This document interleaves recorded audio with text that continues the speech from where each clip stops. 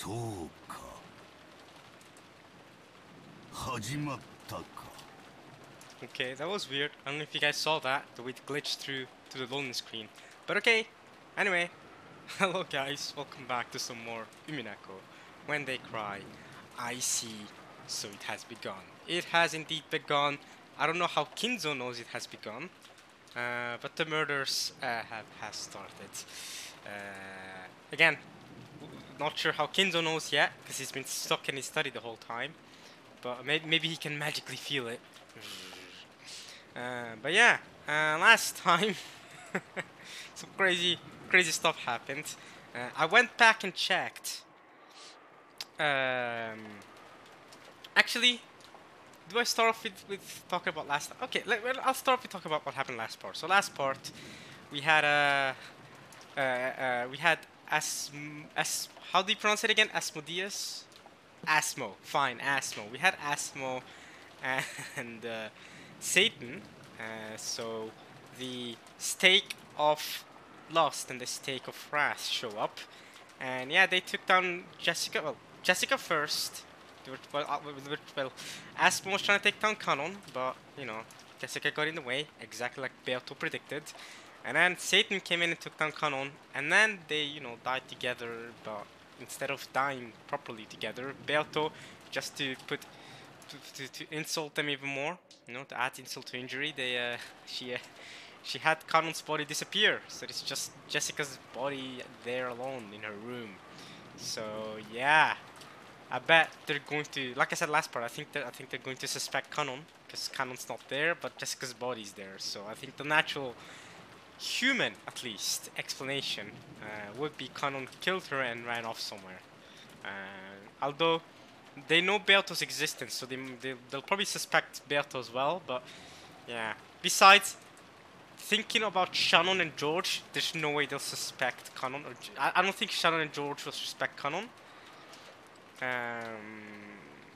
Because and maybe even Battler too, because I mean, I don't think Battler will be completely against suspecting Canon. Because well, Battler doesn't. Well, wait a minute, maybe not in this timeline. I was gonna say Battler knows about Jessica being in love with Canon and stuff, right? And Canon being in love with.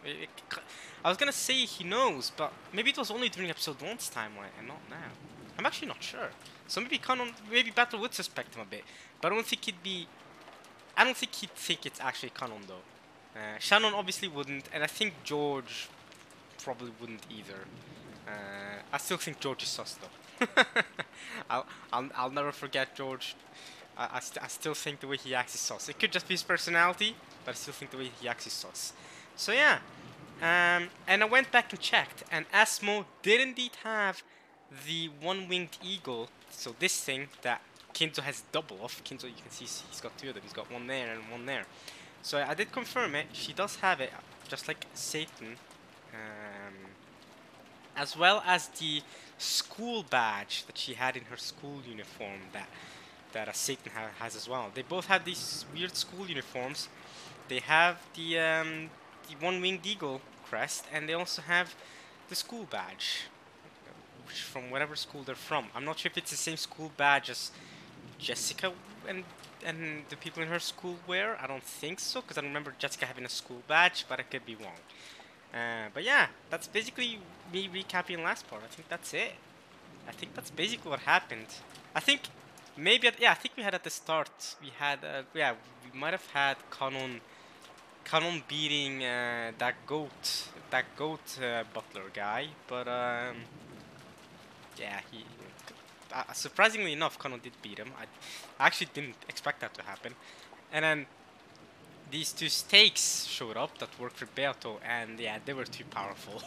they were way too fast. They were moving at the speed of light. Yeah. And Satan at first appeared to be very serious and stuff. Then yeah, she also went crazy bananas and flinged everywhere. Yeah.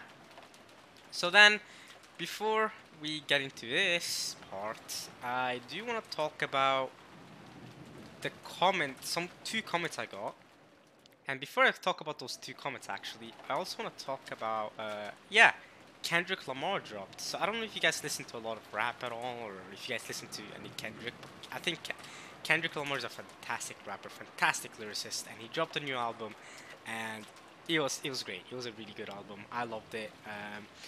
Always with Kendrick albums, though, you gotta listen to them multiple times. You know what I mean? You gotta listen to the song multiple times because he tells a story, and you're not never going to be able to grasp everything that every message or everything that he tries to push forward in his songs. And yeah, just listening to them in chronological order and just getting the scope of the story that it's always an experience with Kendrick albums, man. I'm still thinking back to his older albums like Good Kid, Matsy, and To Pimp a Butterfly. All great albums. So Kendrick always has some great music. And yeah, this album did not disappoint. I believe it's going to be his last album in this label. So yeah, we'll see what Kendrick does from here. But he finally dropped after 5 years. We've been waiting, Kendrick. We've been waiting a good 5 years. He dropped. At the start of the first song in the album, he says something along the lines of, "Oh, 1,850 days," something along those lines, and then I divided that by 365 and found out, wow, that is 5 years and 1 month. So basically, exactly how long it's been since he dropped his last album. That was clever. That was clever from Kendrick. Well, I thought it was great. I thought it was. It's not. It's not. It's by far not even close to the most clever thing he's done. It's just a small little thing, but I don't know. I love the way that's how he started off the album. Just hey, yeah, it's been this many days. We're back. More music. So yeah. Anyway, now I wanna talk about the comments. So we're done with that. The comments, I got 2 comments, and I think I want to start off with the Jessica comment because I think it's really important that I talk about that. I do think it's really important. So I got a comment regarding Jessica and her tsundere behavior and stuff. So I believe a couple parts ago I said something that I still stand by the way, but this comment definitely gave a different perspective. I said something along the lines of when Beat was laughing at Kanon because Kanon didn't stay with her and take care of her silently. He decided to go out to the corridor and wait. Beato made fun of him for not understanding how girls work and how he made a mistake by leaving her. And I talked during that time. I talked about how, for me, I don't know about Conan and stuff, but for me, I always think communication is the most important, right? If you communicate something clear to me, I'll do it. You know what I mean? If you tell me, yo, if Jessica told me, yo, I need some emotional support, come sit next to me and just be there next to me, you know, I would have done it, you know. And that's what I meant with communication is key. For me, it still is key, and it's important to have communication and stuff. But then another comment gave a different perspective that I really think it's important to point out, especially regarding this whole Jessica Conan stuff, because Conan is a servant at the end of the day. Jessica also, there's a side of Jessica that also wants, and with tsunderes in general, they want the person to do it out of their own free will. They don't want them to be ordered to. And that's important. Jessica doesn't. If Jessica told Kanon to sit next to her, he would have done it. One, because he's in love with her anyway, and this relationship going on between them, but also because he's a servant of the Ushiroma family, so he's basically ordered to, whether he wants it or not, he has to do it. You know what I mean? So you know he's going to do it regardless of what she says. Well, not of what she says, but regardless of whether he's a servant or not. But Jessica wanted him to do it out of his own free will. You know what I mean? So when she told him to leave and tell Rosa that he wants to be alone, really, she really wanted Kanon to sit next with her, but she wanted Kanon to do it out of his own free will. She wanted Kanon to purposely say, "Nah, I'm gonna stay with you." That's what Jessica wanted, and this is a general thing regarding tsunderes as well. But I think it goes even beyond tsunderes. I think it just goes to everybody in general. There's a sense of wanting the other person to purposely do something, you know what I mean, without you asking them to, if that makes sense. I think that's part of the reason why people love receiving gifts so much, is the fact that you're not asking them to buy something for you. The fact that they're thinking of you and they appreciate you so much that they're willing to go out of the way to buy a gift of something that you think may like. I think that's part of it too. It's that same sort of mindset. And when buying gifts, communication isn't really key in that case, right? Because you want the gift to be a special thing that comes out of nowhere. You don't want the other person to know a gift is coming, unless it's their birthday or something. Then that person may expect it to come. Not for me though. Actually, I don't really celebrate my birthday all that much. So I don't really receive gifts. I've never really received gifts. So unironically, someone gave me a gift during my birthday, I would actually be shocked by that. Because I don't receive gifts, to be honest. So yeah, it's not that I've never received gifts during my birthday before. It's that it was mostly just I remember doing a party with another friend of mine. We were like 7 years old, and yeah, I received some. I remember getting some chocolate as a gift. So yeah, I mean that's really the extent of it. It's not like I've never received gifts, but the last I don't remember ever receiving gifts during my last 7 birthdays, and it's not. I'm not saying I want gifts. I don't really mind either way, to be honest. Because again, I've never. My family doesn't really ever. I don't know how to put it. We don't really celebrate birthdays. We're not big on celebrating birthdays. I mean, we make birthday cakes, you know what I mean? But I don't even like cakes. I legit don't even like cakes. So when they do birthday cakes for my birthdays, it's usually just a family thing and not as much. Well, it is definitely for my birthday, but it's not as much a Amian likes cake, so we're gonna make cake.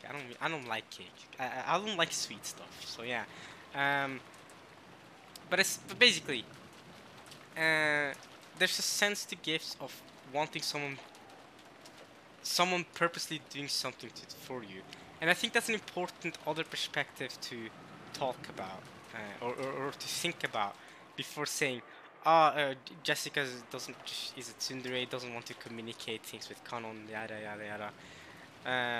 But I think it's an important other perspective, and that doesn't mean that I don't stand by what I said, that communication is important, but it definitely shows that relationships are more nuanced than that, for sure, and that they're not so simple, right?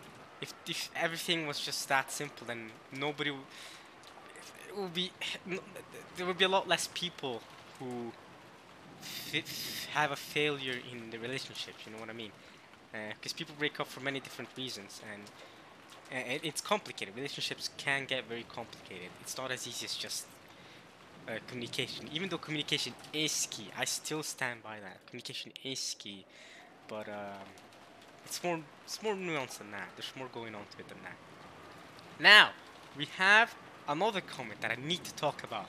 This one probably more than the other one. The other one I need to talk about because it was very important for Jessica's character and Kanon's character, and to show more sides to their characters. But this one I need to talk about because it's regarding the whole visual novel. So, my mindset going to this visual novel, and knowing by now, we all know it's a mystery visual novel. There's a lot of mysteries, you know what I mean?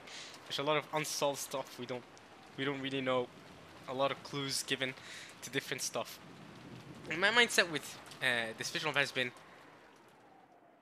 I'm gonna read through it and I'll try to catch on some clues and mention some theories real quick, but I won't really try to solve anything. I don't really care. I didn't really care about solving, like the riddle, for example. I don't really care about solving the riddle of the gold or what's going on, because whenever I experience stories, I've always gone into them with the thought that, you know what, I'll probably just receive see the plot twist and be, whoa, okay, so that's what the riddle meant, and be content with that. I think a fantastic example is actually my favorite thing ever, my favorite piece of media ever, actually, in One Piece. There's a lot of mysteries in One Piece. In fact, One Piece is a mystery. We don't know what the One Piece is. It's a treasure, but what is the treasure? Is it even a treasure? What does it mean? What does it stand for? And in the One Piece community, there are thousands upon thousands of theories of what the One Piece could be. I mean, I've heard so many different theories, from it could be a person to it could be liquor. It could be being sake a liquor. It could be an ancient weapon. It could be a ship. It could be a concept. You know, it could be happiness.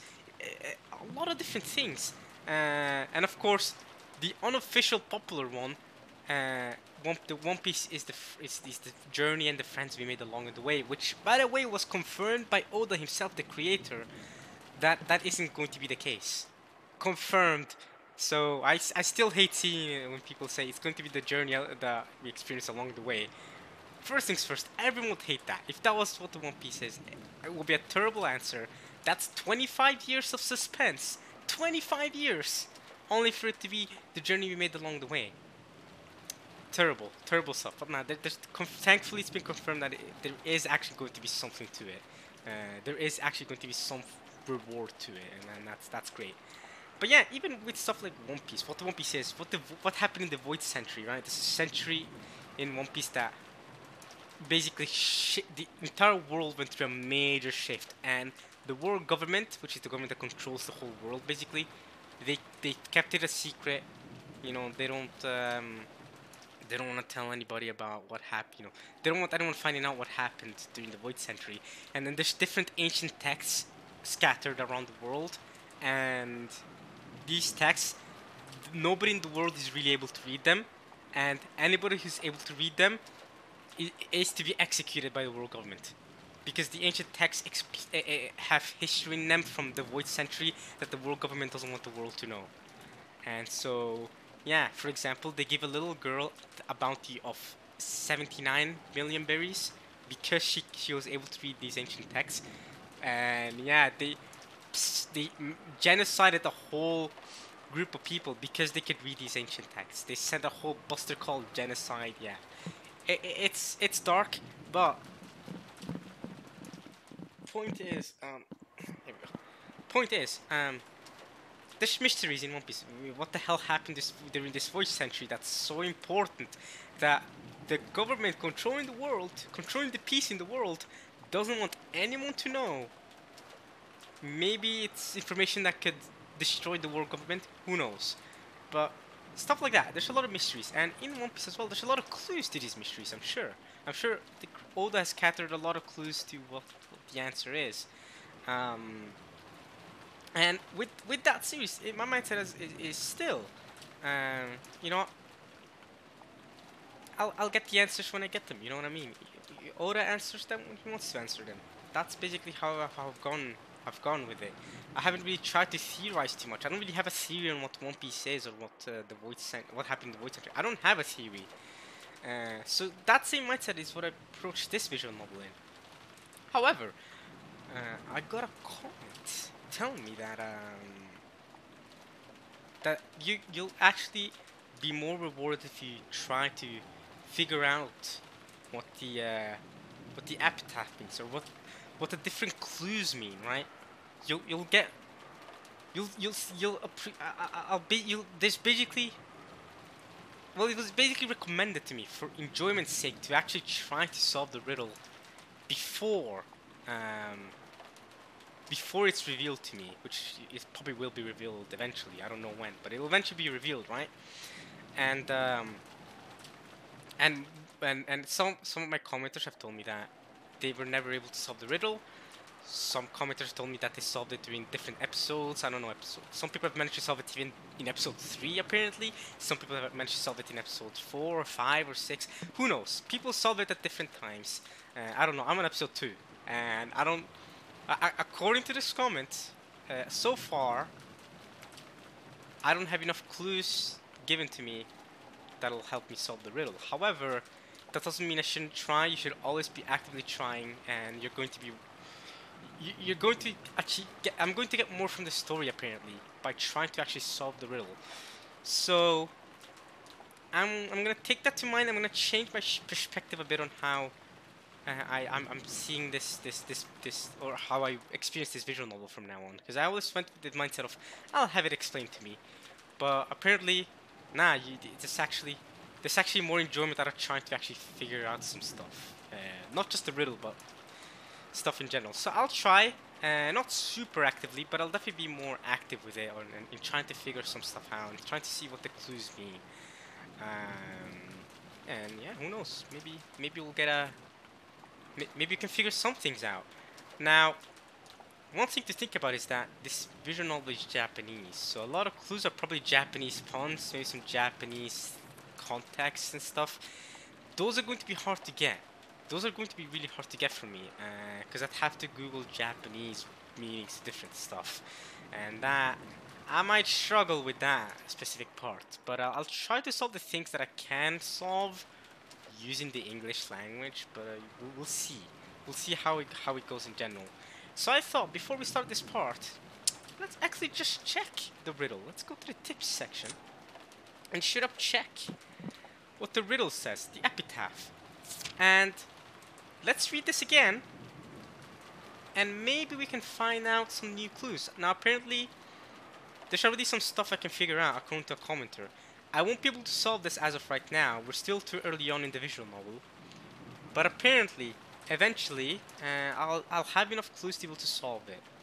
But apparently there are some stuff that I can already solve based on the info I've already gotten, which is crazy to think about. So let's try. Let's give it a try. You guys already know the solution. Laugh at me all you want. We're gonna try. Let's see. Let's see what we can get. Let's see if we get anything from this. I don't know. We'll see. So now there are other clues I remember getting that I might need for solving this, because I remember the different magic circles are probably clues, right? There's a magic circle of the moon, a magic circle of the sun, right? That stuff, magic circle of Venus or something. That's the thing. I need to go back and watch my old videos and check out those magic circles again, and then Google what those magic circles mean, because those probably have a meaning to this epitaph. I think those might be the biggest clues, right? Those magic circles, and maybe even the drawings of the magic circles. I think those are obvious clues, right? But we'll see. Let's try to read from the top. Let's see what we can get. Behold the sweet fish river. What does sweet fish river mean? I'm gonna Google sweet fish at least. Sweet fish. Sweet fish. Now, when I think of sweet, I'm thinking the Jessica song. No way, that's connected. Jessica singing in the cultural festival. Sweet, sweet, sweet. That thing. But I don't think that's it. So what's sweet fish? Sweet fish. Ayu is this Japanese? Ayu sounds like a Japanese name. Ayu or sweet fish? Plecoglossus altivelis is a species of fish. It is the only species in the genus Plecoglossus and family Plecoglossidae. It is a relative of the smelts and other fish in the order Osmeriformes. Found in the North Atlantic and North Pacific Oceans. North Atlantic and North Pacific Oceans. I'm thinking as well. Okay, wait. As well as rivers, streams, and lakes in Europe, North America, and Northeast Asia. Northeast Asia? Japan, maybe? They are known as freshwater smelts or typical smelts, so to description is them from deep sea smelts and Australian. Okay. Smelts. Ayu. Extinct, threatened, least concern. What is an osmeriform? Are an order of rayfin fish that includes the true or freshwater smelts and allies, such as the galaxies and noodlefishes. Noodlefishes? Genus 1846. Native to East Asia. Ooh, here we go. Rockinjima. Rockinjima, here we go. Native to East Asia, it is distributed in the northwestern Pacific Ocean. along the coast of Hokkaido in Japan. Behold the Sweetfish River. Here we go. Along the coast of Hokkaido in Japan, southward to the Korean peninsula, China, Hong Kong, and northern Vietnam.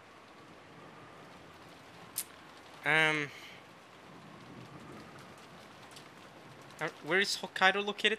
More exactly? Okay, so it's north. The northest region of Japan. It is Amphidromous. What does that mean? Amphidromous. Fish migration is a mass relocation by fish from one area or body of water to another. Migrate on a regular basis. All of this just from sweet fish. Moving between coastal marine waters and freshwater lakes and rivers. A few landlocked populations also exist in lakes in Japan, such as biwa. It is an introduced species in Japan, in Taiwan. A lot of rivers, freshwater lakes and rivers. Okay, the name Sweetfish. Here we go. We might get a clue here. The name Sweetfish was inspired by the sweetness of its flesh. It's got sweet flesh. The candy. Oh, the candy. The dead bodies. Am I being too quick with a connection here?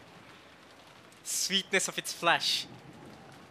Didn't Beato say that the flesh of the dead bodies are sweet?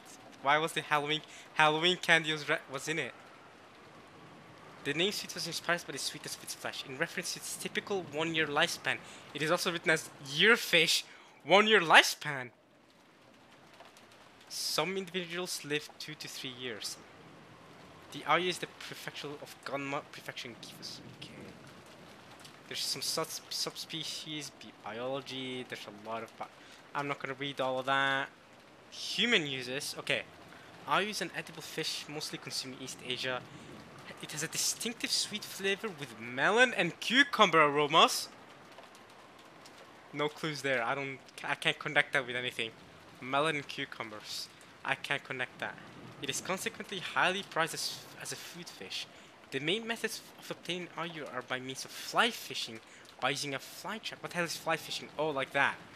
Fly fishing is an angling method that uses a lightweight lure called an artificial fly to catch fish. Holy crap. There's so much going on by using a fish trap.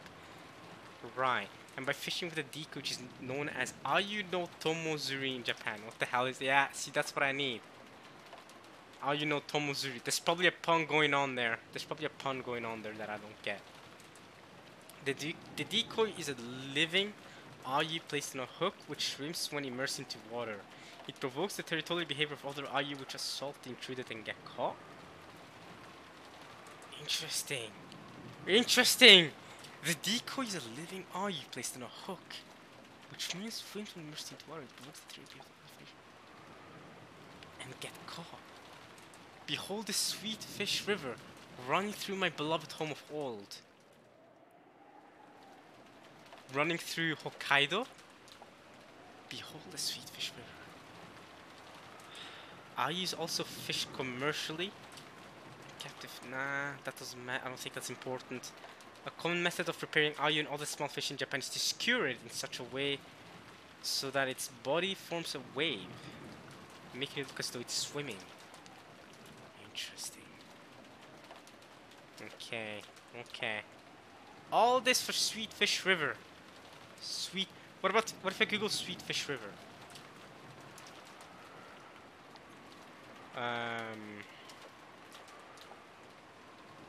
The Witch's Epitaph. Oh my god. Okay. Okay. Cool. I saw the title of a I saw the title of a website that said something along the lines of the Witch's Epitaph, and I immediately closed off the page. Well, I didn't click on it, but immediately I just closed off my Google browser because okay, nope. We were close. Okay, so Sweet Fish River. Googling that immediately gets me to the epitaph in Google. So good thing I didn't look more into it. Sweet Fish River. Yeah, I don't know. Running through my beloved home of old. Okay, all we have is home of old. All we have there is Hokkaido, right? It runs through Hokkaido. But there's probably some Japanese pun with Ayu that I don't get. Ayu. Yeah, I don't really know. But sweet fish. Interesting. I don't really know how to connect it yet.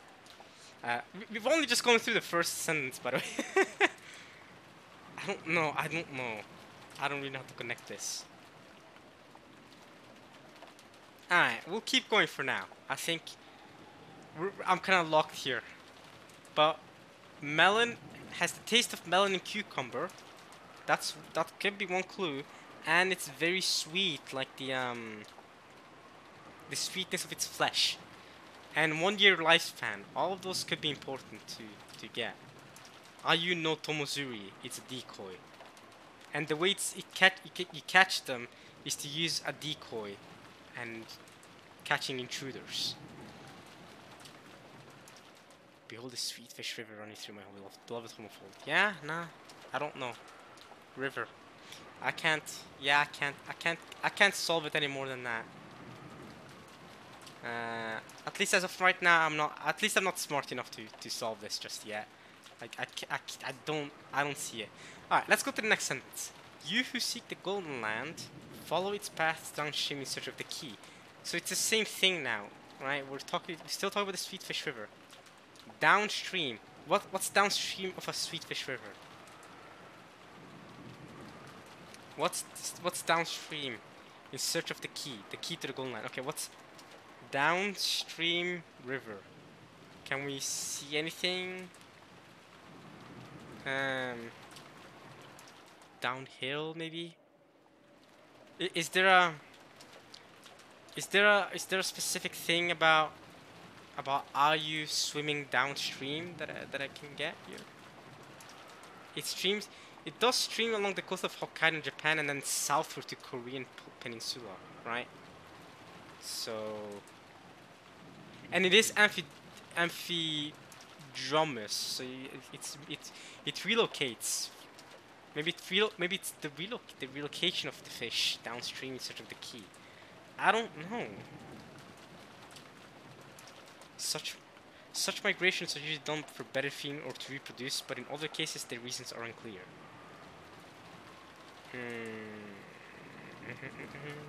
I don't know. I don't know. Okay. What if I Google downstream sweet fish? Hopefully, if Umineko comes up, I'm immediately. Okay, wait. Chapter 16: Fishing with multiple hooks for sweet fish going downstream. Fishing with multiple hooks. If Umineko comes up, I'm immediately. Okay. Let's look at this chapter 16: Fishing with hooks. What does that mean?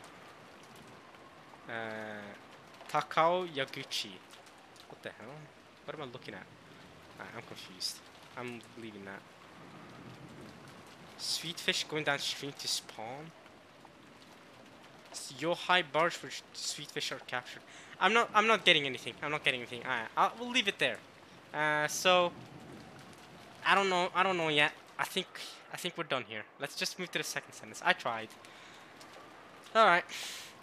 As you travel down it, you will see a village.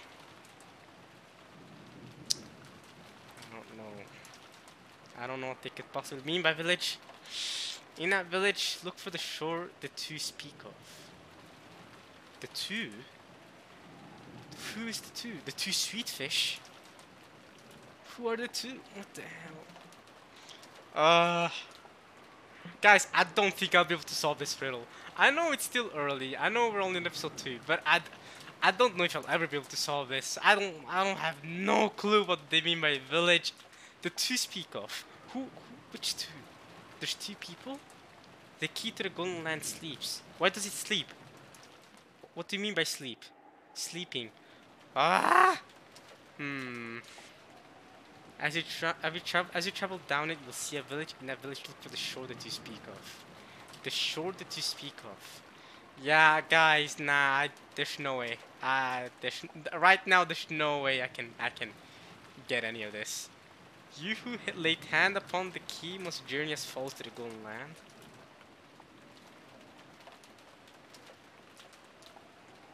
No clue. No clue. And then we get to the Twilight stuff. But so far, there's some clues we're gonna sweet fish. They taste like melon, cucumber. Um, they also have a sweet flesh. I'm thinking Halloween sweets. You know, the way the bodies were killed this episode. That's all I got. I don't know what they mean, what she means by beloved home of old. I don't know what they mean by this village. The two speak of. I don't know who the two are. I don't know what she could possibly mean by two. And I don't know what you mean by key sleeping. Sleeping key. The only thing I'm thinking is, of course, Kingdom Hearts. Sleeping keyholes. That's a thing. But Kingdom Hearts is obviously not connected to this. So, yeah, there's something more going on. The sleeping keyholes, sleeping worlds. Nah, I don't see a connection there. Nah. Okay, so let's see if we can get anything odd. These Twilights, here's the thing with them, is that they're just talking about deaths, the way people will die. But let's see if we can get any clue outside of the way people get sacrificed or killed here. So, on the first Twilight, sacrifice the 6 chosen by the key. Wait. Chosen that by the key. You mean the key that sleeps? You mean the key that you have to journey upon? The mission journey? So you go downstream the Sweetfish River, running through whatever beloved home hold. You find a village, and the shore that you speak of, whatever that means. The key sleeps, whatever that means. You find the key, and you journey to the Golden Land. But the key, so it's this key that you find. Whatever key that you find in this village, in the shore, that is the key that is the roulette, basically. The demon's roulette. That's the roulette that's killing people. It's this key. It's the key that chooses. Whatever that means. On the first Twilight, sacrifice the 6 chosen by the key. The key that you find in this shore, right? There the key to the Golden Land sleeps. The shore that you speak of. On the second Twilight, those who remain shall tear apart the 2 who are close. Those who remain. Karon, Jessica, Hideyoshi, and Eva. Does it have to... How did Asmo and Satan kill them? Were Asmo and Satan the 2 who remained? They tore apart Jessica and Kanon? On the second Twilight. The 6 chosen by the key. But what I find really interesting is that on the first Twilight, the 6 are chosen by the key, right? So maybe the first Twilight is completely random. Second Twilight you can choose. So Beato can choose who dies in the first Twilight, but she can choose who died in the second Twilight because it also remains who tear apart the 2 are close. I don't really know how that works. On the third Twilight, those who remain shall praise my noble name. Right. This probably has something to do with praising my noble name. This probably has something to do with the magic circles, now I think about it. The magic circle probably comes in this Twilight bullcrap. But again, I do need to go back to my older videos and check out what this magic circles meant again, right? There's the magic circle of there's the magic circle of sun, magic circle of moon. I think there were 3 magic circles I think we've been shown so far. And yeah, Maria also explained the meaning of the magic circles. So definitely, those are definitely big clues that I forgot. Because I don't remember her explaining the meaning. It's been so long. But definitely I need to go back and check those out. Maybe we'll see more clues regarding that. On the 4th Twilight, gorge ahead and kill chest, stomach, knee, leg. So from 4th to the 8th Twilight. So 1, 2, 3, 4, 5. 5 Twilights.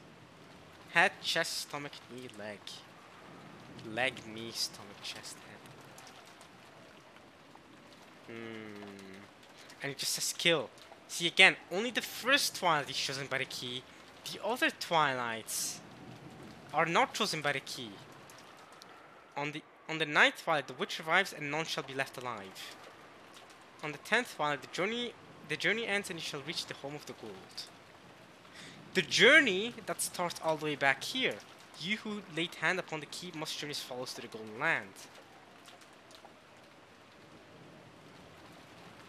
So the journey starts here. You find this key in this shore, in this village, down the Sweetfish River running through the beloved home of old. You find this key. Uh, then you journey, and in this journey, you lay hand upon the key. You journey, you kill a bunch of people, and after all these people die, she revives, and you reach the Golden Land, the home of the gold, the Golden Land. The witch shall praise the wise and bestow 4 treasures. Praise the wise. By praise the wise, it's clear. So the wise are the people who solve the riddle. Is that it? Isn't that what she said? The people who solve the riddle of the wise. So if whoever solves the riddle. So if you solve the riddle, you get to go to the Golden Land. She gives up the inheritance, and she bestows 4 treasures to those who are able to solve the riddle. One shall be all the Golden Land's gold. Right, the inheritance, basically, and the gold. Brown resurrects all the dead people's souls, revives all the love they possess, and one for the witch to eternally rest. Rest in peace, my beloved witch Beatrice.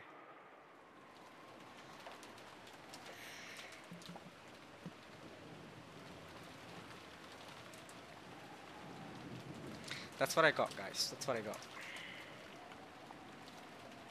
Those who remain shall praise my noble name. So on the 3rd twilight, those who remain shall praise my noble name. But here, the witch shall praise the wise and bestow 4 treasures.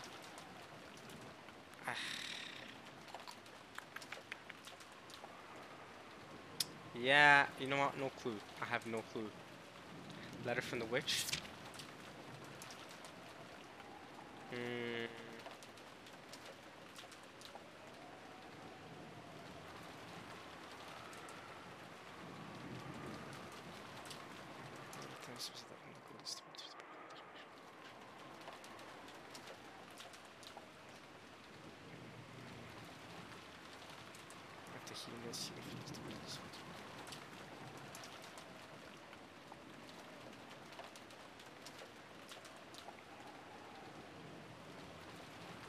For all eternity. Wait a minute. I will lose my rights to gold and the interest for all eternity. Wait.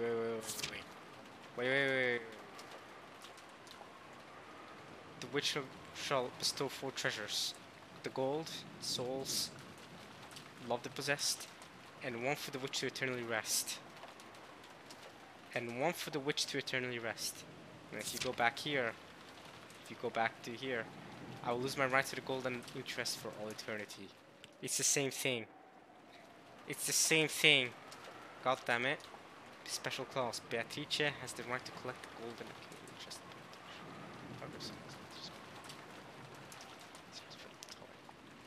The collection which will proceed shortly, but if any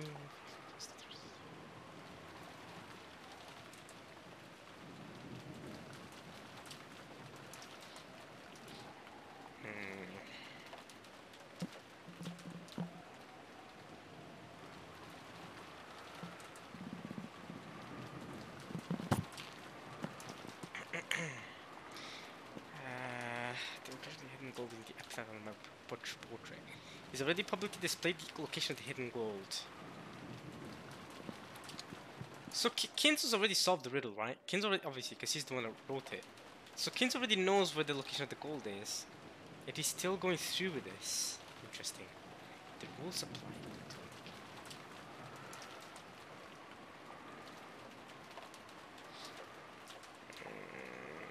Beatrice the Golden.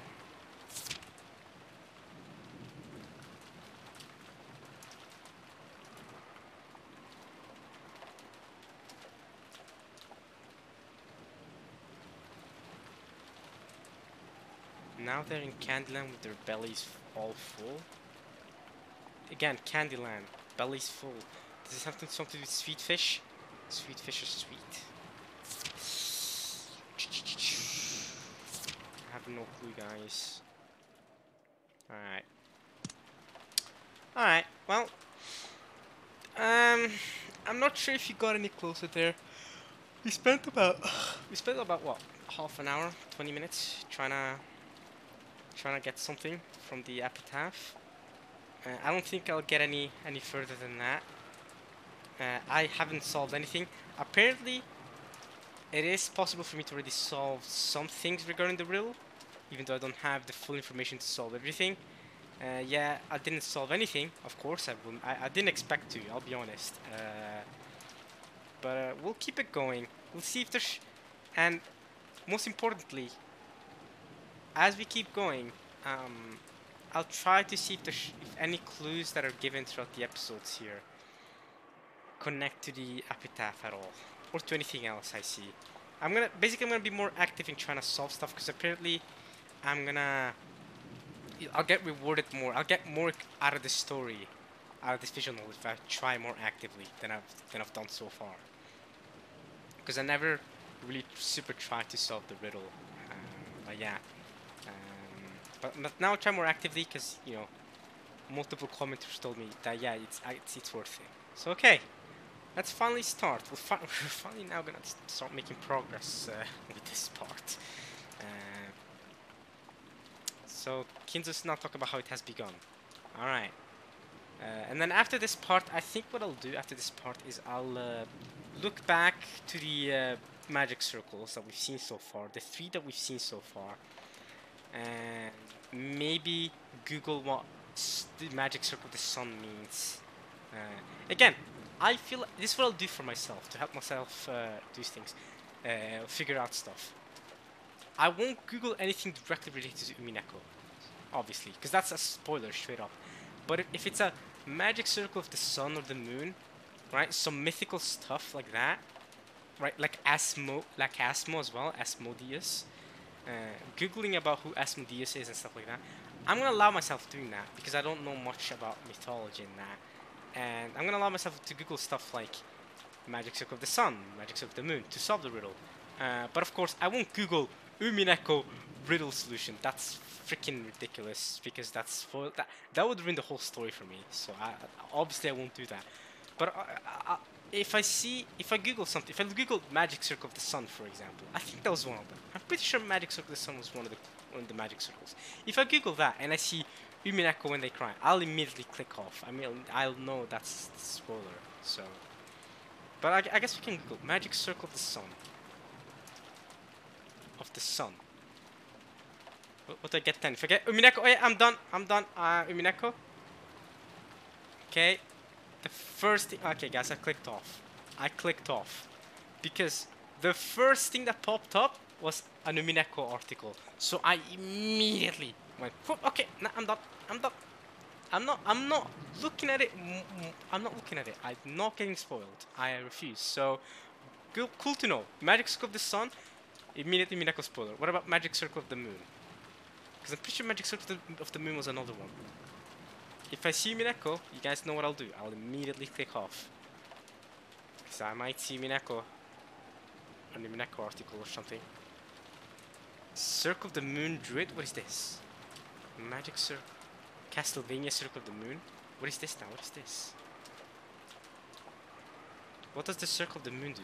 At low levels, the Circle of the Moon allows druids to absorb incredible amounts of damages in their... Oh, this is D&D, man. What the hell? Yeah, that doesn't help. Okay, that doesn't help. Googling the magic circles that I remember so far does not help. But okay, I mean... I'll check out what Maria's explanations for them. I think Googling them will just lead me directly to Umineko. But I'll try to... I'll look up what... I'll watch my older videos where Maria explained what they mean. Because I remember her explaining what they meant and I forgot about it, so... Because it's been a whole episode since then, okay? It's been dozens of hours since she explained that, so... Yeah, my memory's not that vast. What I could have done is I could have written everything down. But I'm not gonna do that. I'm not going to go that far into trying to solve everything. But definitely could have written down all the clues, right? Maria's different explanations to stuff. Even different messages that Beato has written out to us. I could have written them down. But I'll let the visual novel actually save and compile that stuff. Because the visual novel has saved Beato's letters. It has saved different tips and stuff that I'll check out eventually. So okay, now, after most of the part spending on just rambling, we can finally start reading onward here. And if you see any clues, Maybe you can try to connect it to to, to, to the riddle of the epitaph, or whatever else we may see, we may find.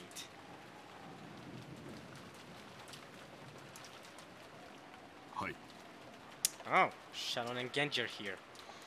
And they're both in the study. And I'm not sure if they know about Jessica's death yet. Do they know about Jessica's death yet?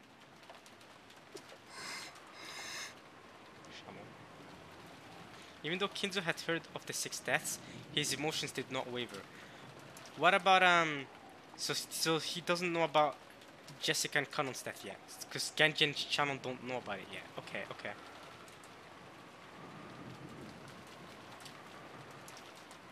The expression on his face as he gazed out the window was a smile, as though his opponent in the chess game had just made a spectacular move. Interesting. It was unimaginable that this expression could appear on a father who had lost many children at once. I don't know, Kenzo's not your normal father. Rosa 様のご指示で、ゴーダとカノンが警察へ電話しております。 Right, I remember now. Right, because Genji and Shannon were sent here to receive explanations from Kinzo for what to do. And I remember saying that Kinzo may not be in the study anymore, but he still is, so that's a good thing. Goda and Kanon are calling, Goda and Kanon were sent to call the police, but of course we all know what happened with Kanon and Jessica. Goda's trying to call the police, but it's not working because of course the lines are cut. We know this. We move. We know what's going on. それから、親方様に以後のご指示を仰ぐようにとも仰せつかっておりますが、いかがいたしますか。 What shall we do, my lord? すでにこの島は現世から切り離されているのだ。 That's another thing I noticed. 電話など何の役にも立たぬわ。 Interesting. So, another thing I noticed is that this island has been cut off from the real world. This has been mentioned before. It's been mentioned. This has been mentioned multiple times before. How the island feels like it's been cut off from the real world. And at first I took it metaphorically, but now I'm sensing that there's more to it. How it's actually cut off from the real world. How they're actually going to another realm, similar to how Battler and Beato are in another realm right now. Phones and the like will be useless.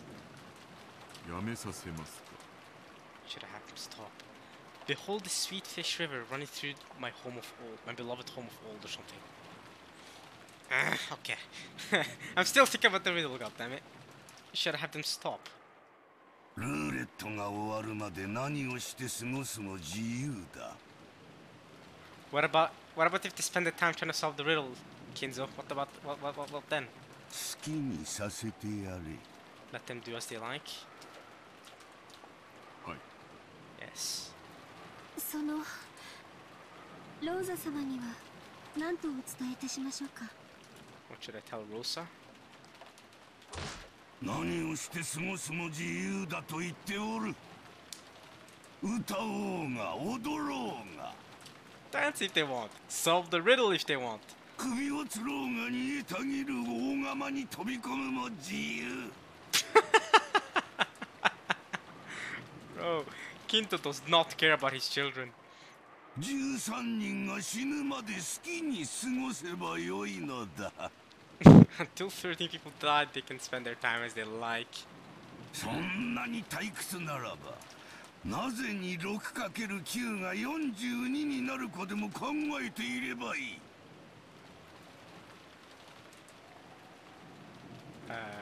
What? My brain just malfunctioned there, guys. I'm not gonna lie. Man said, if they are that bored, then they can spend their time wondering why 6 times 9 is 42. And my brain malfunctioned because last time I checked, 6 times 9 is not 42. I malfunctioned. I was like, wait, am I dumb? Shouldn't 6 times 9 be 54? Guys, no, I'm an engineering student. Come on now, 6 times 9 is... No, guys. I mean, okay, 7 times 6 is 42, right? Yeah, 7 times 6. But 9 times 6 is... I've rung out the calculator. 9 times 6, yeah, 54. There's a 12 number difference. What are you on about? Not 7 times 6 is 42. Not 7 divided by 6, I mean 7 times 6. Guys, I'm using my calculators on things that I can do in my head. What the hell? I'm an engineering student. I'm better than this. それが人と宇宙の神秘の答えだ。 What? 6 times 9 being 42 is the answer to the mystery of man and the universe? Shut up, bro. What are you on about? Nah. What? Kinzo, what are you on about, bro? I thought that the answer to the mystery of man and the universe was love. Wasn't it love? Isn't that what Berto said? The single element that makes up the universe is love? 6 times 9 is... What is this? 6 times 9 is 42. What are you on about? Wait. I'm giggling that as well. Wait. Is there something... My brain malfunctioned when I read that. I was like, are you sure? Wait, 6 times 42. There's no way. I know I'm right because 10 times 6 is 60. So minus 6, that's 54. No. Wait. 6 times 9. 54. Yeah, okay, shut up, Google. Equals 42.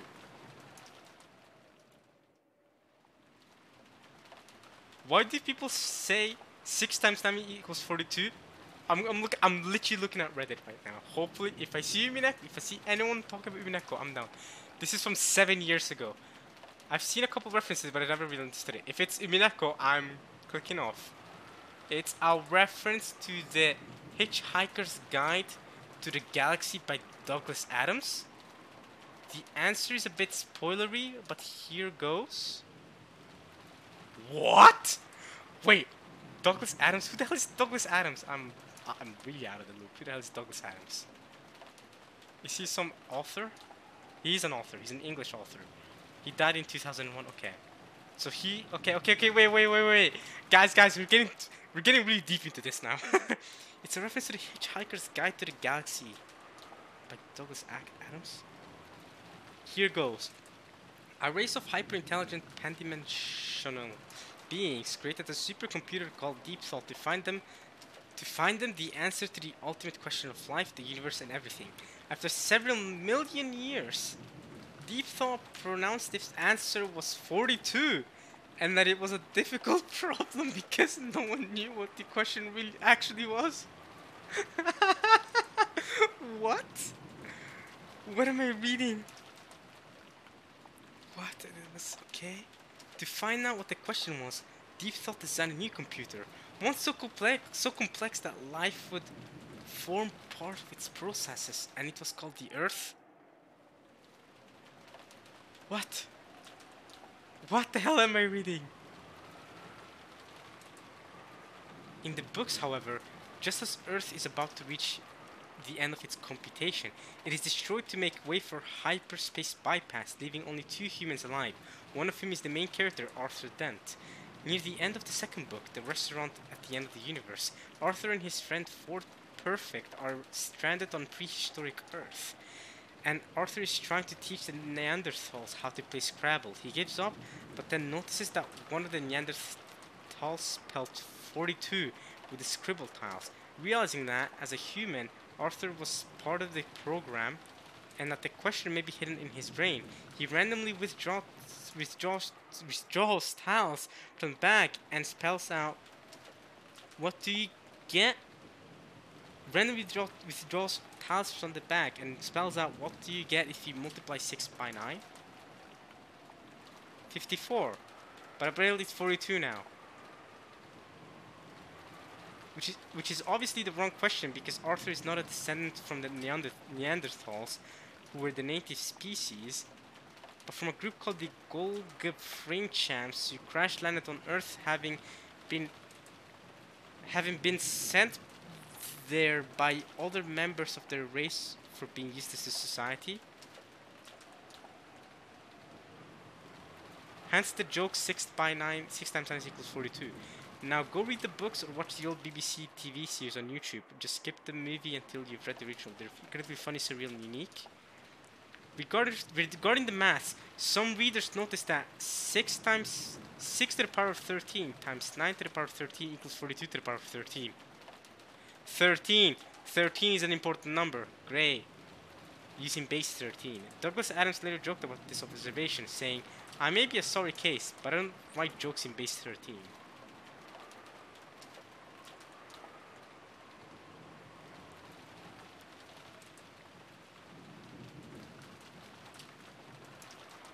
Hitchhiker's Guide to the Galaxy. If they are that bored, then they can spend their time wondering why 6 times 9 is 42. That's the answer to the mystery of man in the universe. So here we go, we got a Hitchhiker's Guide to the Galaxy. Hitch... reference. Hiker's Guide to the Galaxy, novel series.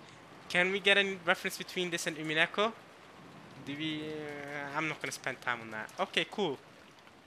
At least now we're aware that this reference exists. I'm not sure if it's in any way related to Umineko or the riddle, but okay, now we know it exists. It's a reference.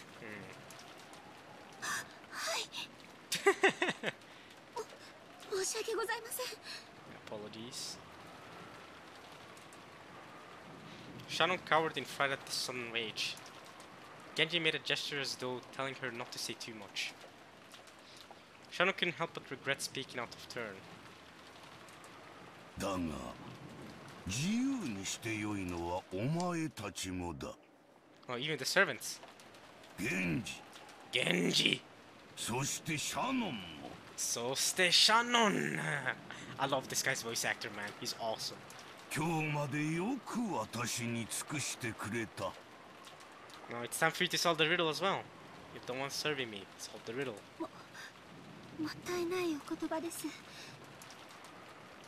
ですがその。 But what? 私どもは親方様にお仕えすることを誓った家具です。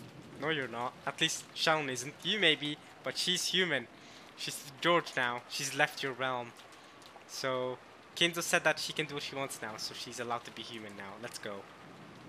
いついかなる時でもおそばに控えております。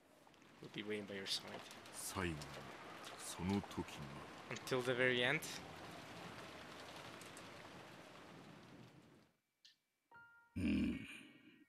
お前たちにはすべてを話しておきたい。 Please tell me about everything as well. シャノン。 No. It's probably gonna cut out so that we don't get spoiled, but I really wanna know. 遺言を書く。 I shall be writing a will. 筆行を頼む。 Please copy what I say. 源氏はいつもの酒を頼む。 Please, my usual drink. I want to tell two of you about everything. I shall be writing a will, Shannon? Okay. はい。 Yes. Nanjo had often recommended that Kinzo write a will because of his health, but each time Kinzo had gone mad with rage. Yet now he's decided to actually do it. Since that time, will had been the word Kinzo took most exception at.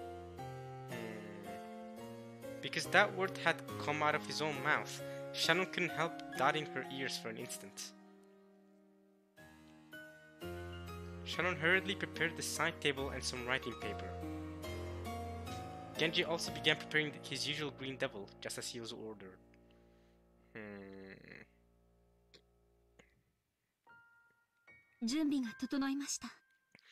I am ready. Alright, let us know, Kinzo. Teach us your knowledge. 何から語るか。 Where should I start from? 我が生涯を語るもよいか。 Speak of my life. 思い出深い対局を寄付に残すのは楽しいことだ。 Fun to leave a record of my memorable games? 100年以上も昔の寄付を読み、対局者たちの思いを探る思考の旅も実に楽しい。 Over a century ago? It truly is fun to read the records of all games from over a century ago. That long ago. How long have you been alive, mate? A journey searching for those players' thoughts? ならば、我が生涯の寄付も後世の者によって我が思いを探る旅への誘いとなるのだろうか。 It truly is fun to read the records of all games from over a century ago? What? A journey searching A journey searching for those players' thoughts? What are you on about? Then will the score sheet of my life also beckon those in the future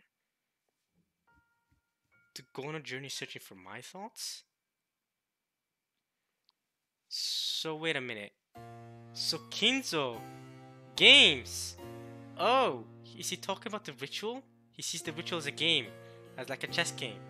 So there's been multiple rituals from over a century ago. It truly is fun to read the records of all games from over a century ago. So the ritual, a journey searching for those players' thoughts. Then will the score sheet of my life also beckon those in the future to go on a journey searching for my thoughts?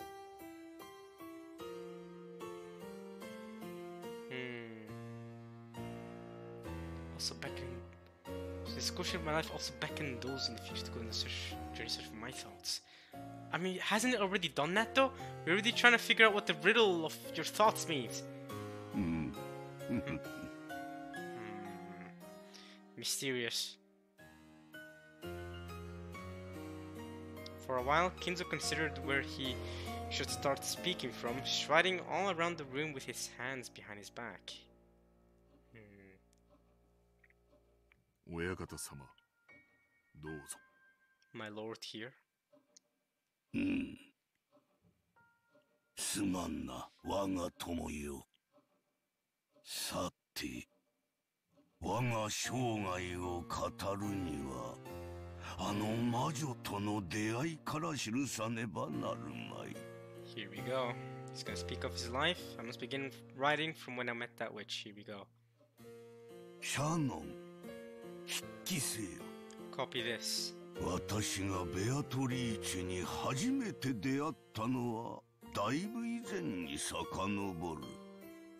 あれは昭和の何年だったか。Showa era. When was that? When was that? When was that? Let me Google. Or he might say it himself. Let's check. 確か終戦の。 The end of the war. Yep, he said this before. I remember them saying this before. The end of the war, he met Beato, then became filthy rich, then built this mansion. I remember it was around the end of the war. Showa era. I'm gonna Google it though, just in case. 1926 to 1989. Oh. Oh, so the show period isn't even done yet for you, bro. It's 1986 right now, isn't it? In Umineko world? So it's not even done yet, bro. Oh well, let's just keep going. Toward the end of the war.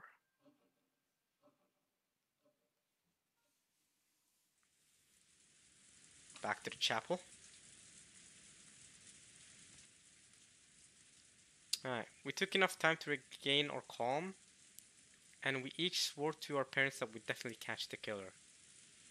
I think that's where it'll end it, actually. Now, we haven't made much progress, Umineko-wise, but we did spend 90% of this part just trying to figure, well, a good chunk of this part just trying to figure out new hints regarding the riddle.